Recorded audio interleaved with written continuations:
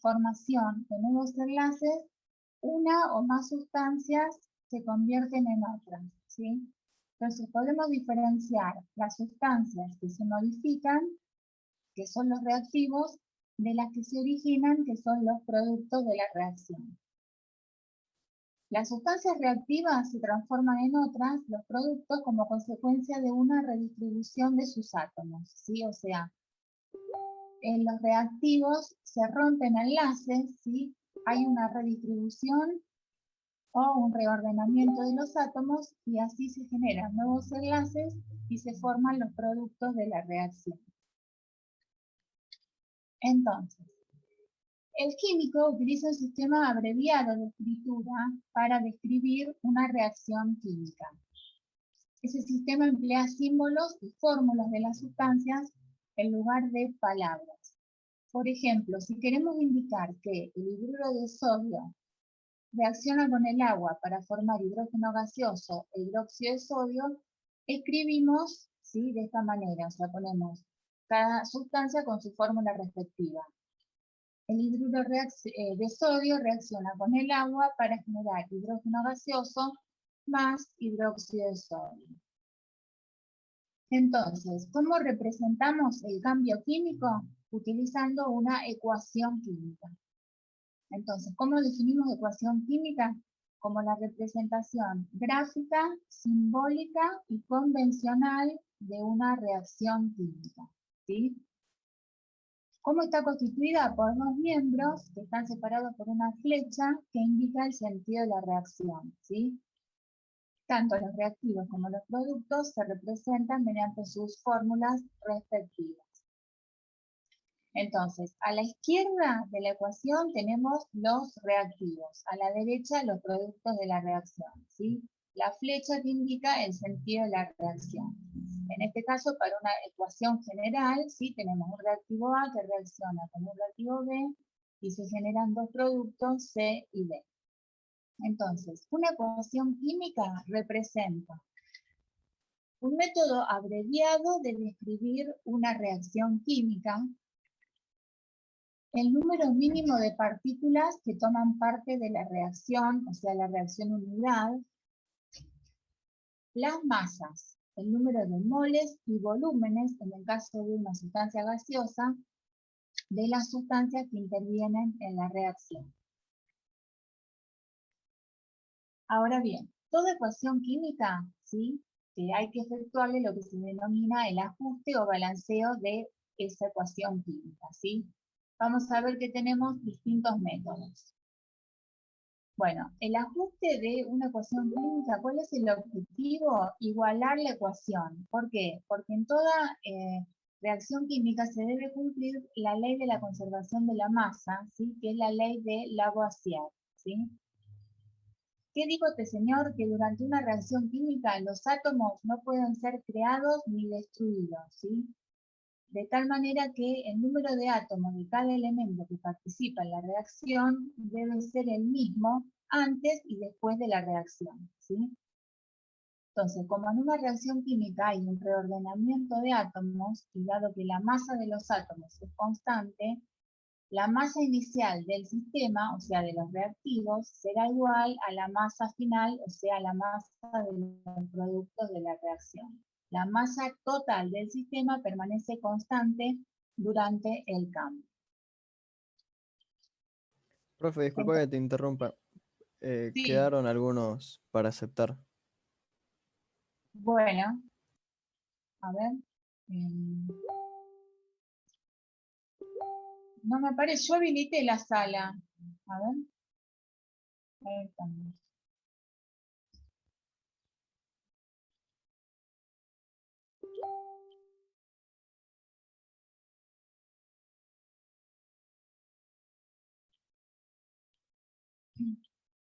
Bueno, entonces decíamos, una ecuación igualada es aquella que revela el número de átomos a la izquierda, o sea, del activo debe ser igual al número de átomos que tengo de ese mismo elemento a la derecha, o sea, del lado de los productos de la reacción. ¿Cómo igualamos o cómo balanceamos esa ecuación? colocando números enteros o fraccionarios, ¿sí? Que en general se prefiere colocar números enteros, delante de la fórmula de cada una de las sustancias intervinientes, y es lo que se denomina los coeficientes estequiométricos, ¿sí? Tenemos diversos métodos para balancear o para igualar una ecuación química, ¿sí? Tenemos 4. Uno es el método por tanteo,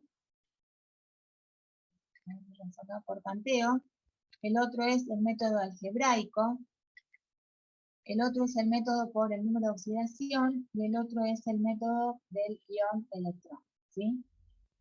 Los métodos por tanteo y algebraico se aplican para cualquier tipo de reacciones químicas, sean o no de oxidorreducción o redox. El método C y D, o sea, el del número de oxidación y el ion electrón, se aplican exclusivamente para el ajuste de reacciones redox, ¿sí?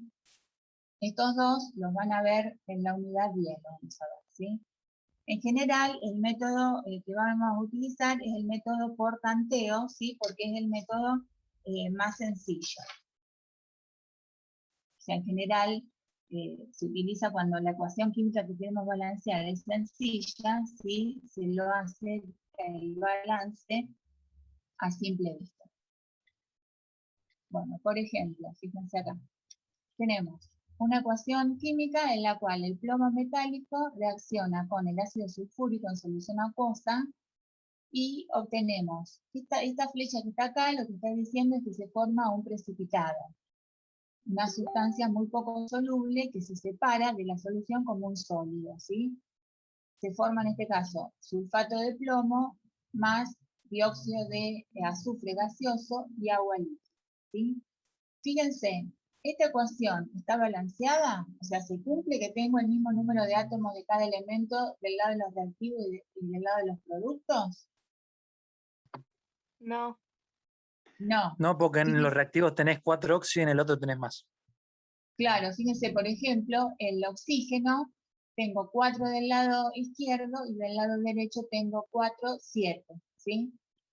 Entonces, ¿cómo lo balanceamos? Por tanteo, ¿sí? Fíjense, coloqué un 2 delante del ácido sulfúrico y un 2 delante del agua, ¿sí?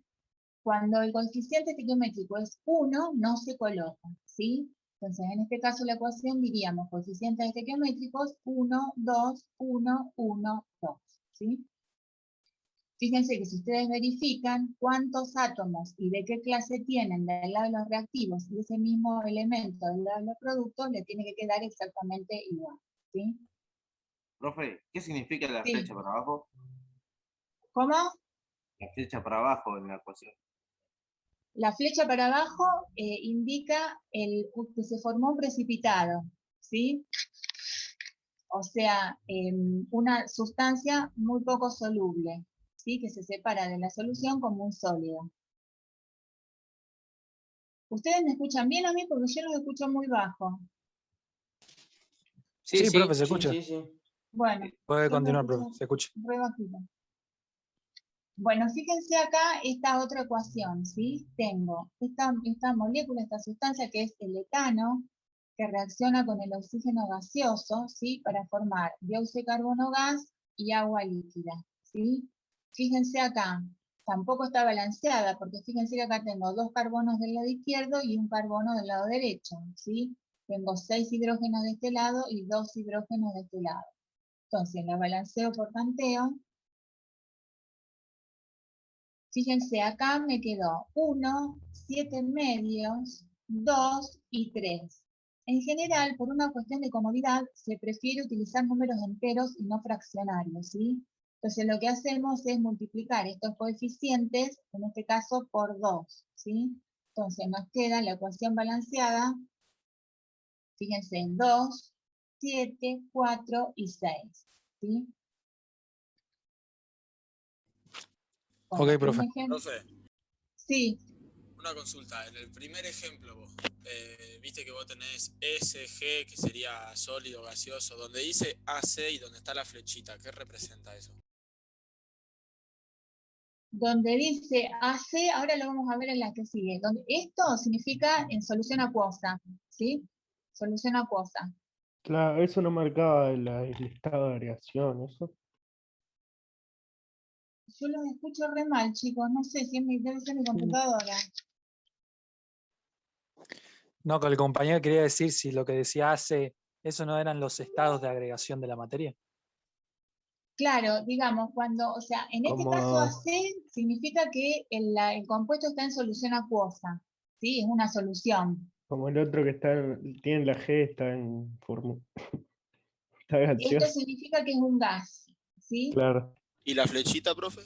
¿O lo vemos después? Esto que es un sólido, esto que es un líquido, el gas también a veces lo pueden encontrar con una flecha para arriba, ¿sí? Con una flecha para arriba indica que es desprendimiento de un gas.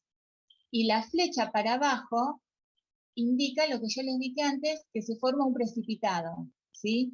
Una sustancia muy poco soluble que se separa de la solución en forma de sólido, o sea, como una masa sólida. Entonces, esto es precipitado, ¿sí? Bueno, vamos con el último ejemplo que les puse acá, que yo les puse Profe. acá. Sí, ¿Podrías volver a explicar en el ejercicio 2? Porque no entendí por qué sacaste el 7,5. bueno, sí. Fíjate, la ecuación original era esta, ¿sí? Si quieren borramos todo. La ecuación original era esta, que tenemos que balancear, ¿sí? Fíjense, yo tengo carbono 2 acá, ¿sí? Entonces pondría un 2 de este lado, acá, al 2 al dióxido de carbono, ¿sí? Acá tengo 6 hidrógenos, ¿estamos? Entonces, tendría que poner un 3 al agua, de tal manera que 3 por 2 me quede 6, ¿sí? Si yo hago eso, me queda ¿cuántos oxígenos del lado izquierdo? Fíjense. Yo puse acá 2 al dióxido de carbono, tengo 2 por 2, 4, ¿sí? Y 3 son 7, 7. ¿sí? Entonces, pongo 7 medios porque 7 dividido 2, 3,5 por 2, me queda 7. ¿Está? Sí, ¿Sí? listo, gracias. De nada. Bueno, les decía, en la última ecuación, yo les puse que nombraran todas las sustancias que intervienen y balanceen la ecuación, ¿sí? ¿Se animan a hacerlo ahora? Esta sustancia, por ejemplo, ¿cómo se llama? ¿Bromuro de calcio puede ser, profe? calcio. ¿Cómo? Bromuro de calcio. Perfecto, bromuro de calcio. El compuesto que sigue,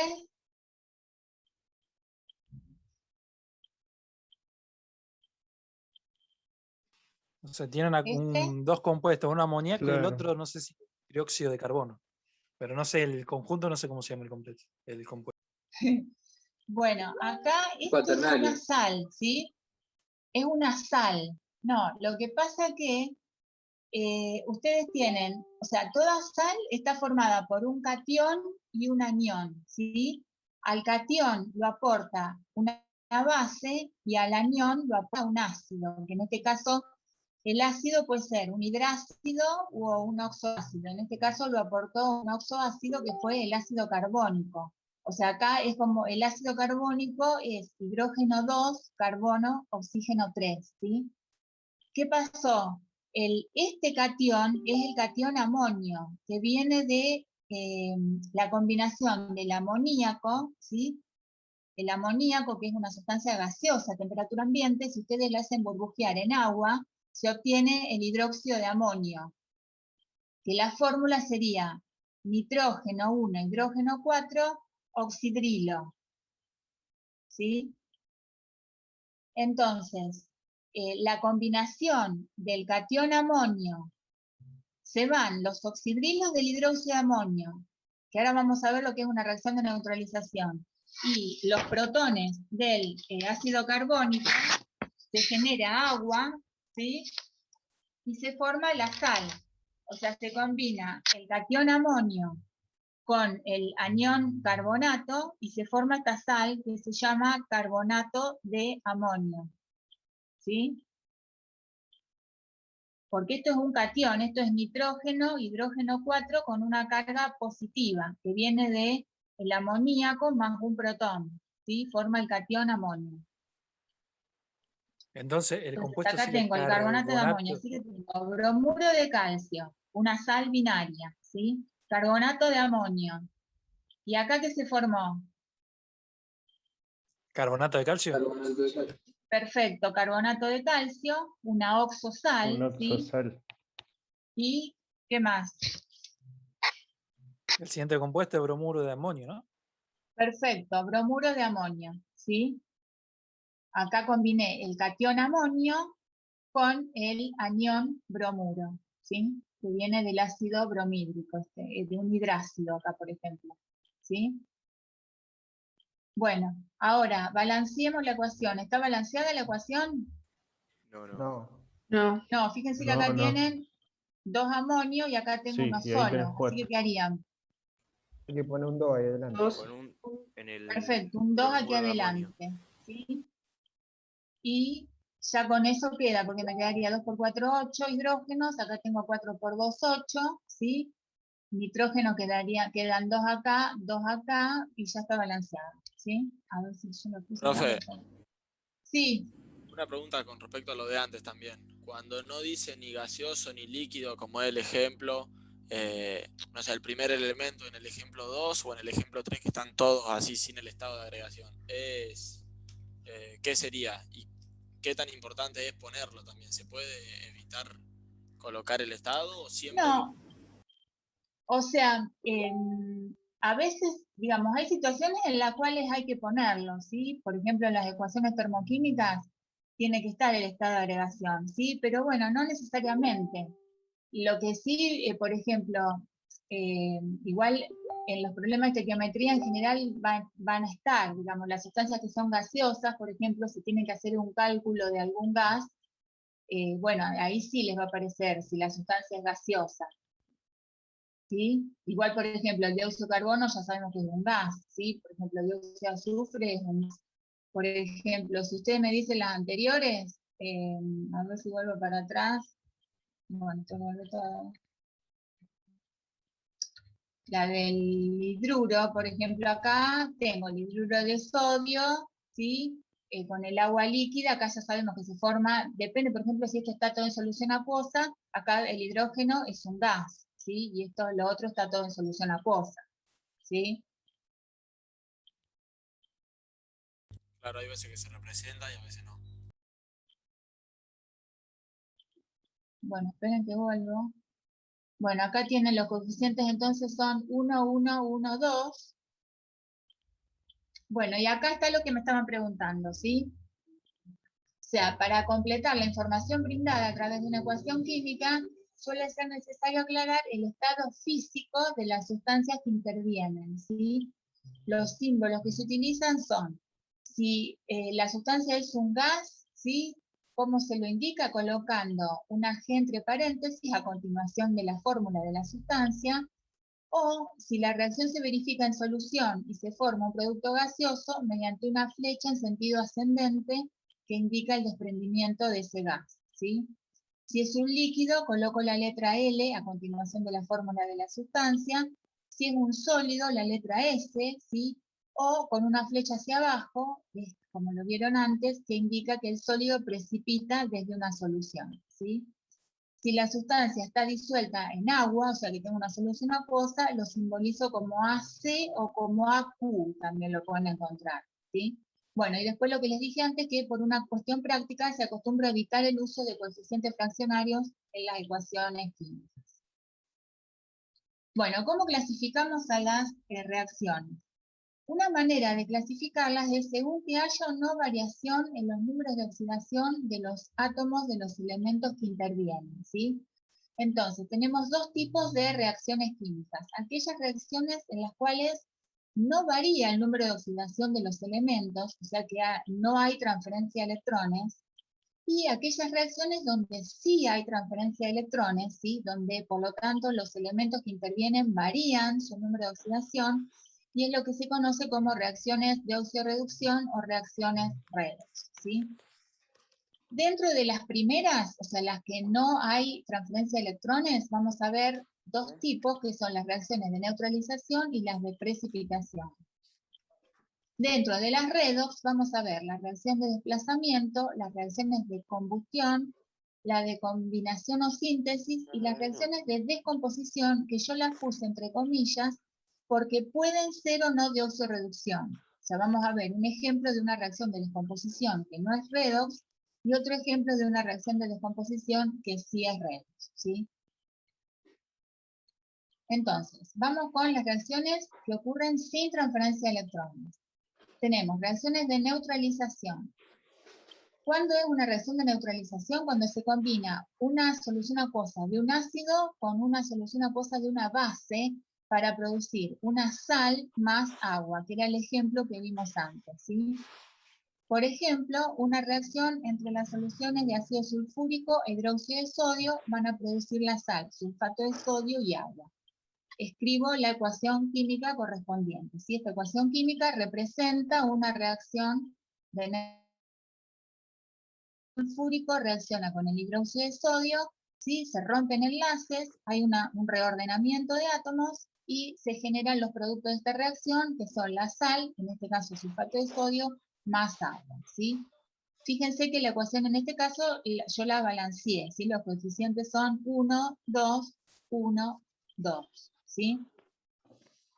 Fíjense que los ácidos pueden ser, para recordar un poquito, oxoácidos o hidrácidos. Los oxoácidos son los que tienen oxígeno en su molécula, ¿sí? O sea que en general están formados por hidrógeno, no metal y oxígeno. El hidrácido no tiene oxígeno, ¿sí? ¿Se le ocurre algún ejemplo de un hidrácido?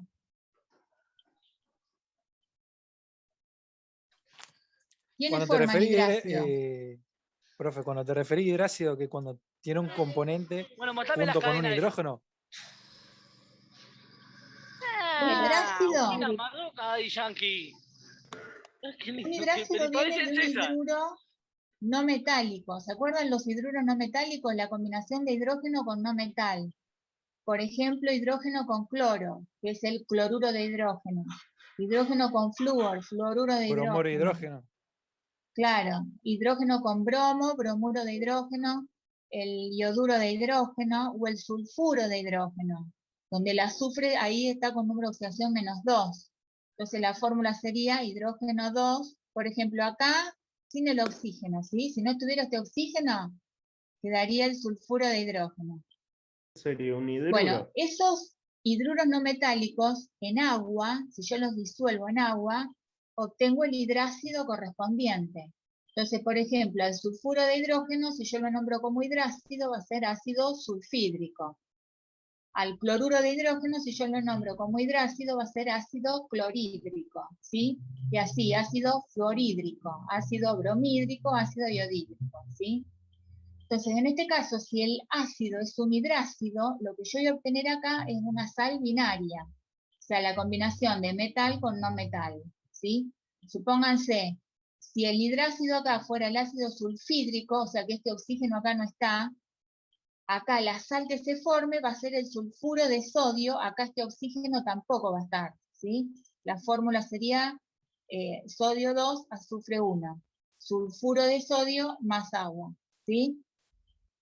Bueno.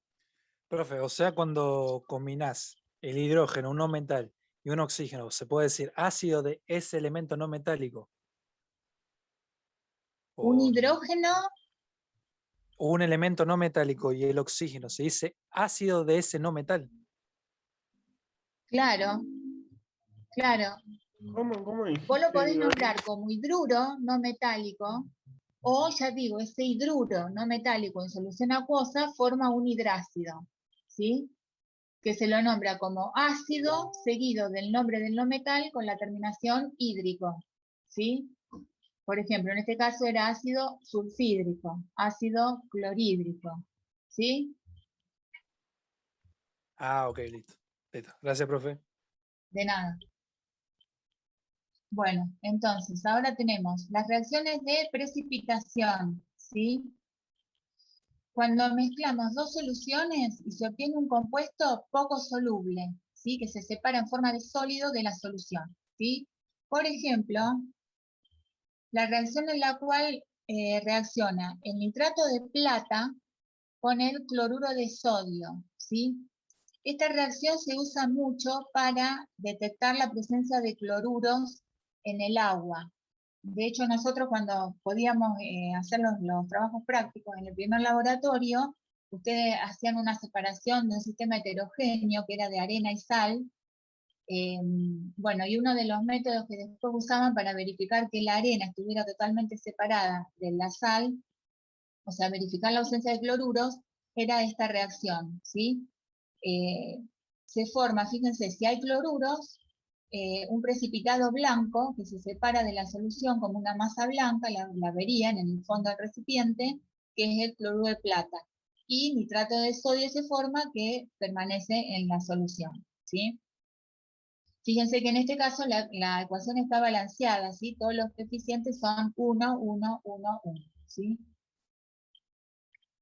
Bueno, otro ejemplo es la reacción en la cual el sulfato de sodio reacciona con el cloruro de bario, se forma un precipitado blanco también de sulfato de bario, más el cloruro de sodio que permanece en solución, y también les puse la ecuación química balanceada, ¿sí? Bien, vamos Ok, a profe. las reacciones. ¿Cómo? Ok. Bárbaro, perdón, pero los escucho muy bajo, no sé por qué. Vamos con las reacciones. Una cosa, bueno, lo vamos a ver ahora igual. Con las reacciones de oxirreducción o redox, ¿sí? En este tipo de reacciones hay transferencia de electrones, ¿sí? En forma simultánea, una especie se oxida, o sea, alguien tiene que perder los electrones y otra especie los gana, o sea, que alguien se reduce, ¿sí? Entonces, ¿cómo definimos oxidación? Como un proceso que implica pérdida de electrones o aumento del número de oxidación. ¿Y cómo definimos reducción? Como un proceso que implica ganancia de electrones o disminución del número de oxidación. Entonces, en toda reacción redox tiene que haber un agente reductor y un agente oxidante. El agente reductor es la especie química que se oxida, ¿sí? O sea, él se oxida, él pierde electrones y a su expensa otro los va a ganar. Entonces, agente reductor, la especie química que se oxida, y el agente oxidante, la especie química que se reduce. Bueno, entonces, toda ecuación redox, o sea, toda ecuación química que describa un proceso de oxirreducción, se representa por la combinación de dos hemireacciones o de dos hemiecuaciones, una correspondiente al proceso de oxidación y la otra correspondiente al proceso de reducción, ¿sí? Por ejemplo, fíjense acá un ejemplo sencillo. El potasio reacciona con el bromo para generar bromuro de potasio, ¿sí? Entonces, ¿cómo identifico una reacción redox? O sea, ¿cómo sé si una ecuación química está representando o no una reacción de oxirreducción? Viendo qué pasa con los números de oxidación de los elementos que intervienen a un lado y el mismo elemento del lado de los productos, ¿sí? Si ningún elemento cambió el número de oxidación, esa ecuación no es redox. Si cambiaron, esa ecuación es redox, ¿sí? Acá tienen que manejar bien las reglas de asignación del número de oxidación, ¿sí? Por ejemplo, acá, el potasio, las sustancias simples en estado elemental tienen número de oxidación 0. Entonces, el potasio, número de oxidación 0, el bromo, sustancia simple, número de oxidación 0. Fíjense acá en el bromuro de potasio, ¿sí? El potasio tiene número de oxidación +1 y el bromo tiene número de oxidación -1. Entonces, fíjense, el potasio pasó de número de oxidación 0 a +1. Aumentó el número de oxidación, significa que el potasio perdió electrones, o sea que se oxidó, ¿sí? Ahora, el bromo pasó de 0 a -1, disminuyó el número de oxidación, significa que ganó electrones, o sea que se redujo, ¿sí? Entonces, acá tengo la reducción, ¿sí? Entonces, ¿cómo hacen para identificar una reacción de oxirreducción? A través de los números de oxidación. Si ustedes se fijan en todas estas reacciones, ninguno de estos elementos van a ver que cambió su número de oxidación, ¿sí? Todos tienen, por ejemplo, acá el hidrógeno tiene número de oxidación +1, el oxígeno acá -2. +2, perfecto. Y el azufre en este compuesto, 6. +6, ¿sí? Acá tienen el sodio, 1. +1. 1. sí, +1, el oxígeno otra vez -2 y el hidrógeno +1, ¿sí?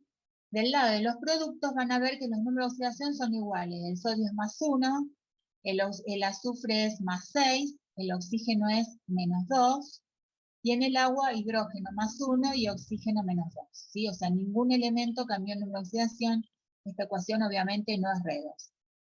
Si lo verifican en esta y en esta van a ver exactamente lo mismo, ¿sí? Ningún elemento cambia el número de oxidación. Bueno, como ejemplo tenemos las reacciones de desplazamiento, ¿sí?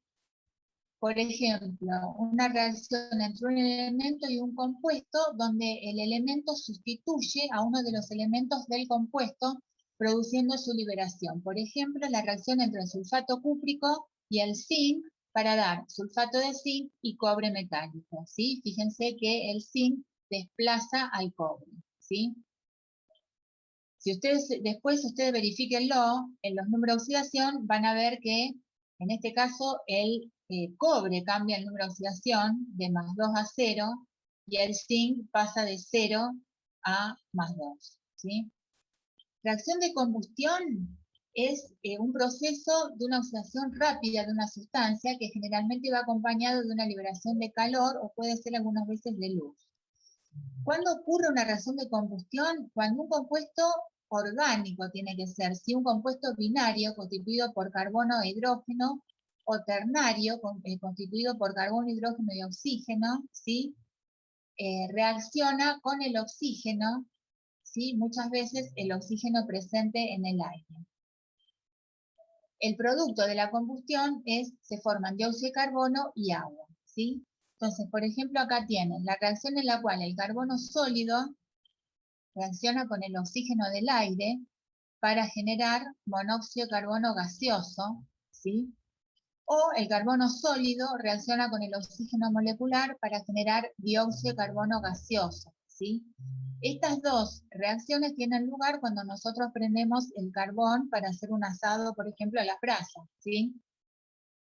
En este caso la combustión es incompleta, o sea, si nosotros lo hacemos en un lugar poco ventilado, donde a medida que, o sea, hay poco ingreso de oxígeno, el oxígeno se va consumiendo, entonces ya no se puede generar, no puede haber una combustión completa, sino que hay una combustión incompleta y se genera monóxido de carbono, que es altamente tóxico, ¿sí?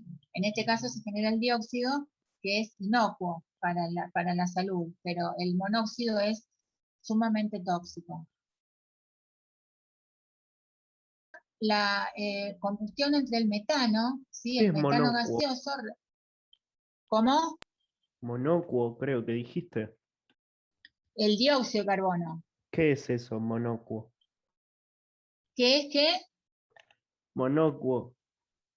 No, inocuo, quiere decir que no es perjudicial para la salud. Por ejemplo, las combustiones, ¿vieron? En el invierno generalmente que se genera tanto problema con la combustión, con las estufas, ¿sí? Claro, claro. Cuando la combustión es incompleta, se genera el monóxido de carbono y es un gas sumamente tóxico, porque impide la llegada del oxígeno a los tejidos y provoca, lamentablemente, un gas incoloro, o sea, uno no se da cuenta que lo está respirando, y va produciendo un adormecimiento en el ser humano que lamentablemente, si no se actúa a tiempo, provoca la muerte porque impide la llegada de oxígeno a los tejidos, ¿sí? Bueno, acá les decía, el metano reacciona con el oxígeno, también gaseoso, para producir dióxido de carbono gaseoso y agua líquida, ¿sí? También fíjense que les puse las tres ecuaciones están balanceadas, ¿sí? Verifiquen después ustedes los números de oxidación de los elementos que intervienen.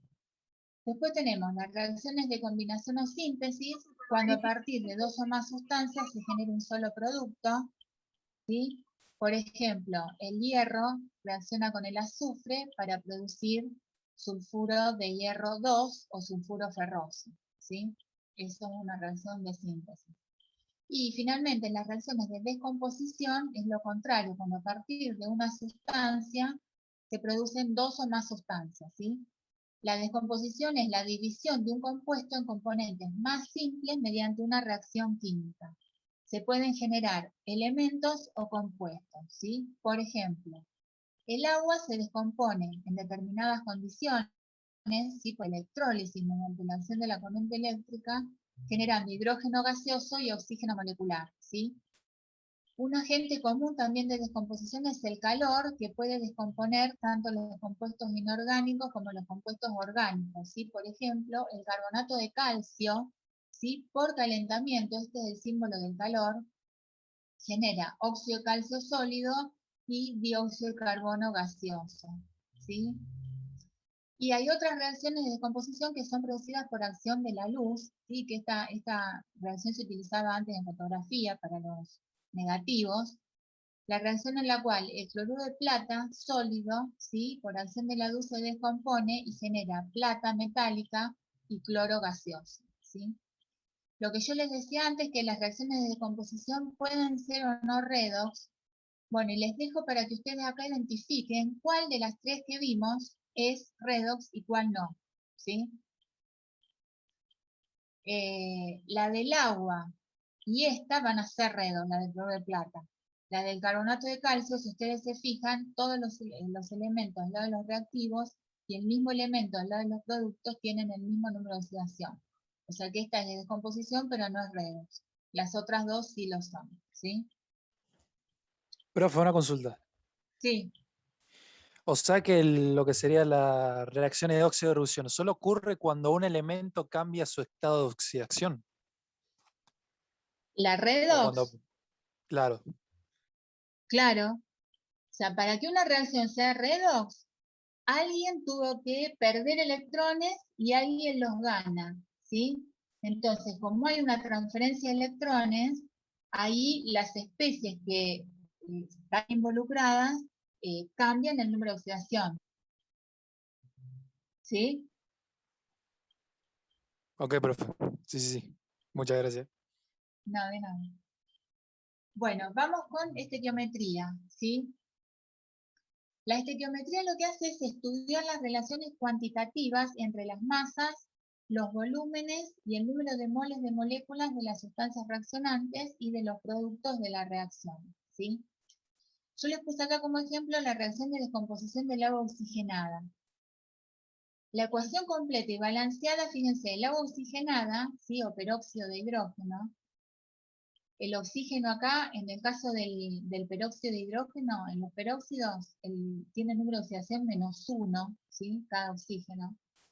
Por decomposición genera agua líquida y desprende oxígeno gaseoso. La ecuación balanceada es 2, 2, 1.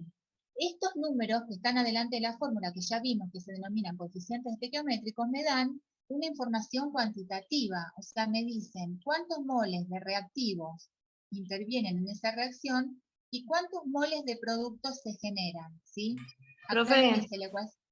Sí. Me tengo que retirar de la clase. No hay problema. Listo. Chao. Hasta luego. La ecuación química indica la relación molar existente entre los reactivos y los productos. Fíjense, ¿cómo interpreto esta ecuación química? 2 moles de agua oxigenada se descomponen y generan 2 moles de moléculas de agua líquida y 1 mol de moléculas de oxígeno, ¿sí? La misma interpretación la puedo hacer con todas las ecuaciones que vimos antes, ¿sí? Fíjense, si yo establezco la relación de moles, ahora puedo establecer relaciones de masas, de volúmenes en el caso de los gases, o sea, por ejemplo acá, para el oxígeno gaseoso, y número de moles de moléculas, ¿sí? Por ejemplo, puedo decir, ¿qué masa de agua oxigenada reacciona? Bueno, saco la masa de los 2 moles. ¿Cómo hago? Saco la masa molecular relativa del agua oxigenada, ¿sí? Yo sé que un mol, una masa de 34 gramos, 2 moles va a ser el doble, o sea que 2 moles equivalen a 68 gramos de agua oxigenada. Acá se generan 2 moles de agua líquida. Saco la masa molecular relativa del agua, que es 18, la masa molar es 18 gramos por mol, o sea que un mol tiene una masa de 18 gramos, 2 moles es el doble, ¿sí? O sea que generaron 36 gramos de agua líquida y se generó un mol de moléculas de oxígeno, o sea, yo saco la masa molecular relativa del oxígeno, 32. La masa molar, 32 gramos por mol, ¿sí? O sea que a partir de 68 gramos de agua oxigenada se generaron 36 gramos de agua líquida y 32 gramos de oxígeno gaseoso, ¿sí? Puedo hacer lo mismo reacciones de moléculas. Por ejemplo, si reaccionan 2 moles de agua oxigenada, van a reaccionar 2 por el número de Avogadro de moléculas, o sea, 1,20 por 10 a la 24 moléculas. Se generan 2 moles de agua líquida y bueno, 2 por el número de Avogadro de moléculas de agua, o sea, se genera 1,20 por 10 a la 24 moléculas de agua, y un mol de moléculas de oxígeno, 6,02 por 10 a la 23 moléculas de oxígeno. Y en el caso del oxígeno, como es un gas, también podría decir, se generó un mol de oxígeno en CNPT, por ejemplo, va a ocupar 22,4 litros, o sea que a partir de 2 moles de agua oxigenada se generaron 22,4 litros de oxígeno en CNPT, ¿sí? Son todas relaciones que yo establezco a partir del balanceo o ajuste de la ecuación química, ¿sí? Bueno, acá esto lo paso porque léanlo después ustedes. Ah, bueno, esta es otra, perdón. Por ejemplo, acá les puse, reacciona, una reacción de síntesis, ¿sí? A partir de un mol de moléculas de hidrógeno con un mol de moléculas de cloro, se generan 2 moles de moléculas de cloruro de hidrógeno, ¿sí? Entonces, ¿qué información me da? Que un mol de moléculas de hidrógeno reacciona con un mol de moléculas de cloro y se generan 2 moles de moléculas de cloruro de hidrógeno. O que 2 gramos de hidrógeno reaccionan con 71 gramos de cloro y se forman 73 gramos de cloruro de hidrógeno. O como todos son gases, puedo establecer las relaciones en condiciones normales. En CNPT, 22,4 litros de hidrógeno reaccionan con 22,4 litros de cloro para formar 44,8 litros de cloruro de hidrógeno. Entonces, para efectuar los cálculos estequiométricos es imprescindible partir de ecuaciones químicas correctamente balanceadas.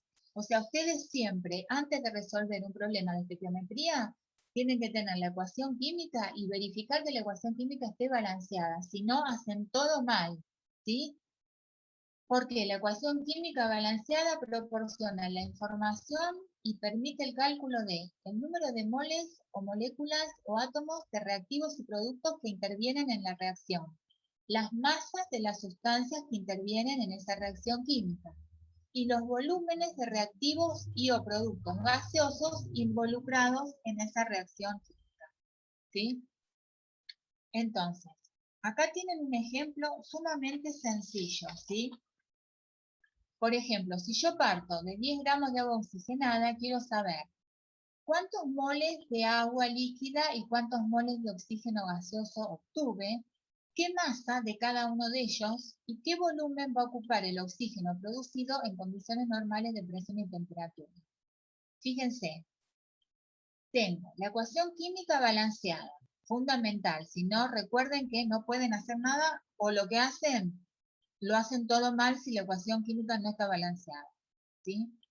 En segundo lugar, lo que hago es plantear cuál es la información que me da el problema, ¿sí? ¿Cuál es la información que surge de la estequiometría de la reacción? Que yo ya lo tengo de antes, lo tengo acá en la anterior, ¿sí? Yo ya sé que reaccionan 2 moles, 68 gramos, se obtienen 2 moles de agua, 36 gramos, y un mol de oxígeno, 32 gramos. Entonces, lo que me queda anotar es cuáles son los datos del problema, en este caso pongo a descomponer 10 gramos de agua oxigenada y las incógnitas, ¿sí? Quiero saber los moles, las masas y el volumen. Entonces, la regla de 3 la tengo directamente ahí planteada, ¿sí? Yo sé que según la estequiometría, con 68 gramos de agua oxigenada, obtengo 2 moles de moléculas de agua. Cuando reaccionen 10 gramos, voy a obtener estos moles de moléculas de agua, ¿sí? 0,294 moles. Lo mismo para saber el oxígeno, ¿sí? A partir de 68 gramos de agua oxigenada obtengo un mol de moléculas de oxígeno. Cuando yo ponga a reaccionar 10 gramos, voy a obtener 0,147 moles de oxígeno molecular, ¿sí? Si yo quiero pasar ahora a saber qué masa de agua y qué masa de oxígeno, bueno, tengo que averiguar estos moles de agua y estos moles de oxígeno, qué masa representan, ¿sí? Lo puedo hacer por regla de 3 o utilizando esta expresión que yo puse acá, que es lo mismo, sabiendo que el número de moles de una sustancia es la relación entre la masa en gramos de esa sustancia y su masa molar, ¿sí? Por ejemplo, para el agua va a ser estos moles dividido 18 gramos por mol, ¿sí? Simplifico mol con mol y me da esta masa. Y para convertir estos moles de oxígeno en masa, hago estos moles dividido 32 gramos por mol, simplifico mol con mol y me da 4,70 gramos de oxígeno, ¿tá? Si no lo hacen por regla de 3, un mol de agua corresponde a 18 gramos de agua, estos moles tantos gramos, ¿sí? Un mol de oxígeno 32 gramos, estos moles tantos gramos, ¿tá? Es exactamente lo mismo. Perdón, la interrumpo, profe. Ahí en la opción B, donde está la fórmula de los moles, ¿es por o dividido? Porque el resultado es multiplicado, pero la ecuación se divide o no. O yo... Espera, te escuché sumamente bajito, pero entiendo que lo que me preguntaste es, acá es N, que es el número de moles de una sustancia, es igual al Está bien, cociente. se despejó la masa, está bien, no me daba cuenta. Multipliqué, porque yo de Sí, acá sí, ahora despejo la masa, ¿sí? Va a ser igual al número de moles, y esto que está dividiendo lo paso multiplicando para el otro término, ¿sí? Perfecto, sí, no había entendido, por eso me quedé pensando, está bien. Bárbaro. Bueno, ahora, ¿cómo saco el volumen de oxígeno que obtengo en CNPT? Bueno, yo sé que a partir de 68 gramos de agua oxigenada se genera un mol de moléculas de oxígeno y ese mol en condiciones normales de presión y temperatura ocupa 22,4 litros. Cuando se descompongan 10 gramos, voy a obtener 3,29 litros o decímetros cúbicos de oxígeno en CNPT. ¿Sí? Bueno, este problema es Perfecto, muy profe. sencillo. ¿Sí? ¿Qué pasa? Yo les puse acá, la descomposición del agua oxigenada, nosotros partimos de un único reactivo, pero ¿qué pasa? La mayoría de las reacciones químicas no son tan sencillas, en general partimos de más de un reactivo, entonces, generalmente partimos de masas de reactivos que no cumplen exactamente la relación estequiométrica.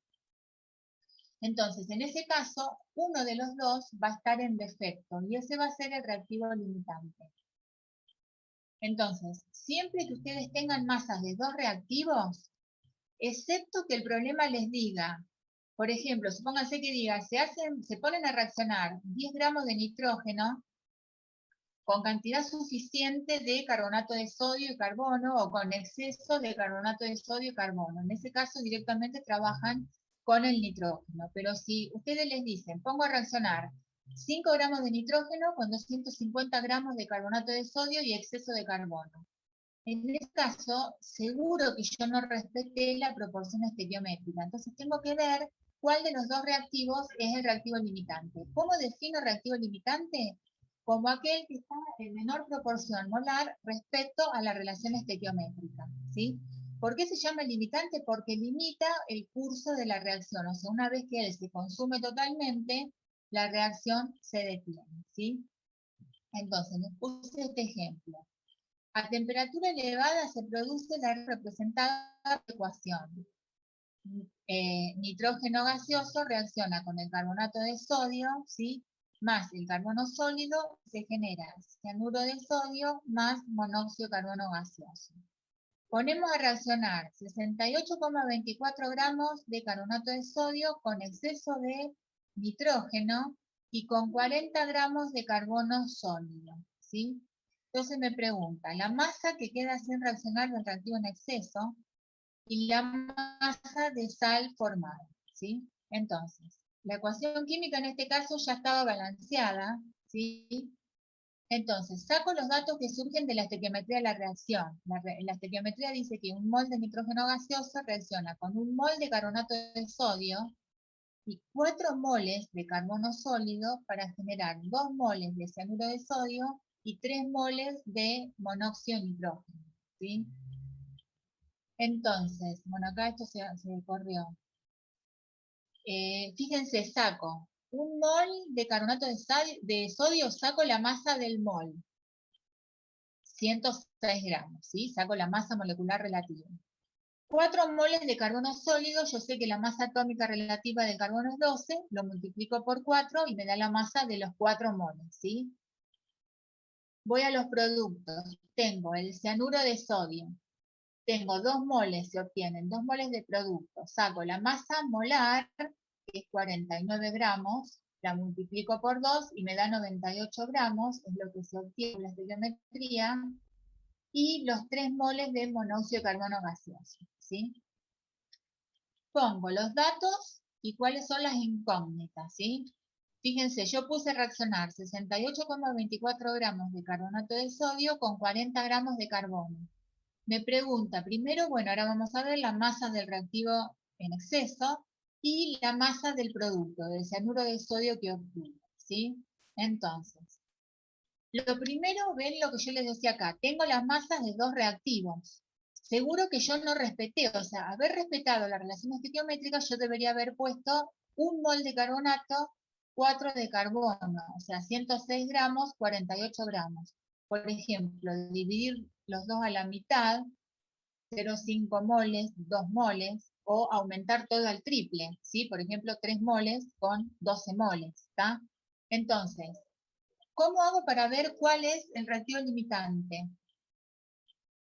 Fíjense, la estequiometría me dice que 106 gramos de carbonato de sodio reacciona completamente con 48 gramos de carbono, ¿sí? Entonces, perdón, acá, 106 gramos de carbonato de sodio reacciona completamente con 48 gramos de carbono. Tomo cualquiera de los dos, en este caso yo tomé 68,24 gramos de carbonato de sodio, resuelvo y me da que yo debería haber puesto a reaccionar 30,901 gramos de carbono. Fíjense, para haber respetado la relación estequiométrica, yo debería haber puesto 30,9 gramos de carbono. Pero yo puse 40 gramos a reaccionar. O sea, yo fui al laboratorio, puse 68,24 de carbonato de sodio en un recipiente y le agregué 40 gramos de carbono. No respeté la relación estequiométrica. Ahora, ¿puse más o puse menos? Pusiste más. Pusiste más. Puse más. ¿Sí? Entonces, el carbono está en exceso. Quiere decir que el reactivo limitante es el carbonato de sodio. ¿Sí? Una vez que el carbonato de sodio se consuma todo, el sistema final va a estar formado por... Si al nitrógeno yo lo puse en exceso, lo que me quede sin reaccionar. El exceso de carbono, que ahora vamos a ver cuánto es, de carbonato de sodio no me queda nada, y los productos de la reacción, lo que se forme de cianuro de sodio y lo que se forme de monóxido de carbono, ¿sí? Entonces,